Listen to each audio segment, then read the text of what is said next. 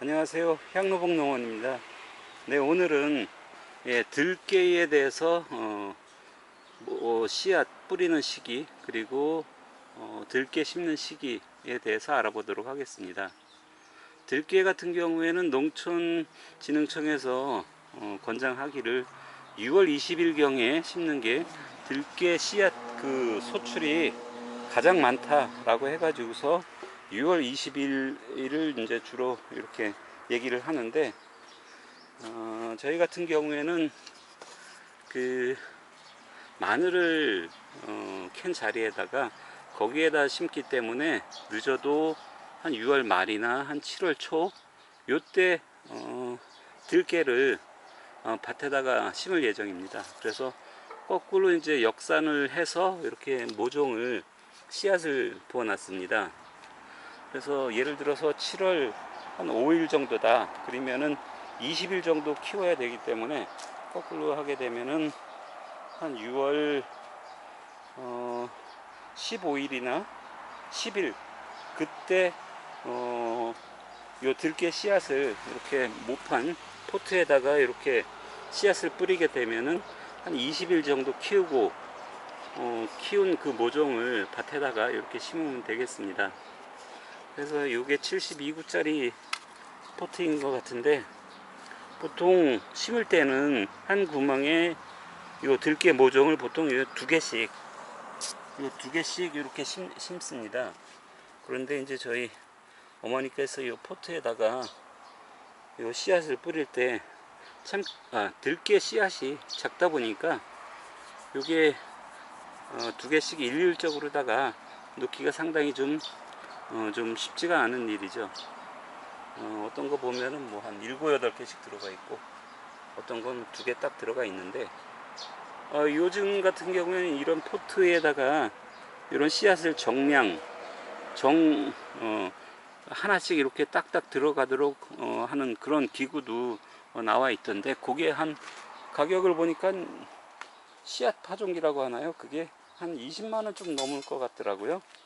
그런데 이게 지금 한 25개 이 포트를 뿌리는데, 굳이 그것까지 구입을 뭐 하실 그 엄두는 안 내시는 것 같고, 저 같으면은 요걸 직접 만들어 가지고서 요 씨앗 파종기 그거를 하나 만들 텐데, 그냥 일단은 손으로다가 이렇게 시간이 남고 그러니까 손으로 이렇게 파종을 해 가지고서 하는 게 뭐 거의 뭐 나쁜 것 같진 않고요.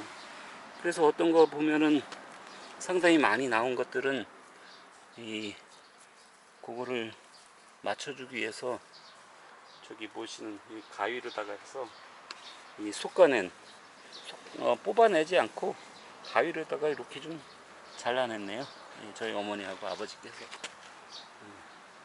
뭐 특별하게 뭐 크게 할 일이 다른 일이 없으시니까, 급한 일이 없으시니까 뭐 아침마다 나오셔가지고 뭐 한두 판씩 해서 이렇게 소일거리 삼아 이렇게 뭐 하시는 것도 뭐 건강에도 좋고 또 장수하는데 좋은 거 아닐까 이렇게 생각이 됩니다.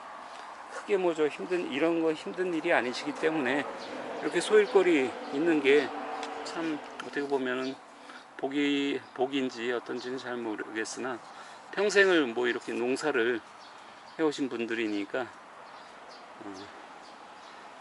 그래서 요 들깨를 저희 같은 경우에는 한 7월 오늘 저 마늘을 수확을 하니까, 오늘 20일 마늘을 수확을 하니까, 그러고 나서 비료를 친 다음에 거기에 로타리는 한번 쳐야 될 것 같은데, 거기에다가 요 들깨를 심을 예정이고요. 또 옥수수도 그렇게 또 심어 놨는데, 옥수수 그 사이에 사이짓기 할 걸로 다 해서 옥수수 때 숲 사이로다가도 요 들깨를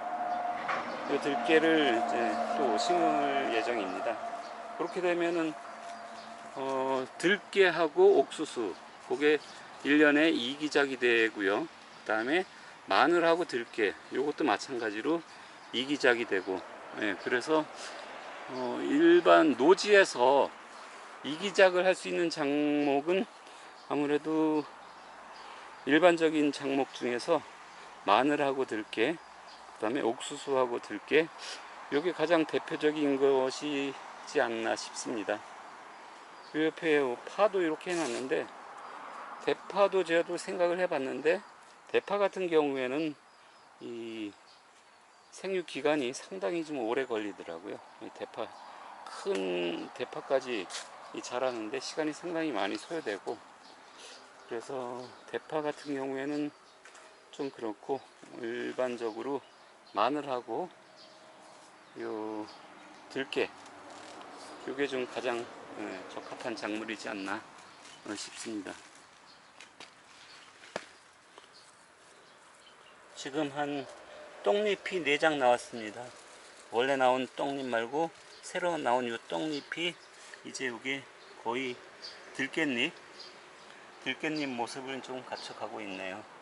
오늘이 20일이니까 열흘 정도 더 크게 되면은 여기 5cm 정도 되니까 15에서 한 20cm 정도 이렇게 되지 않나 싶네요. 네.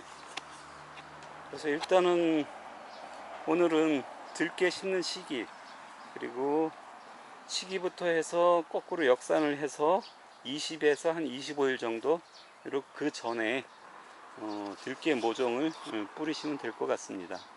네, 향로봉농원이었습니다.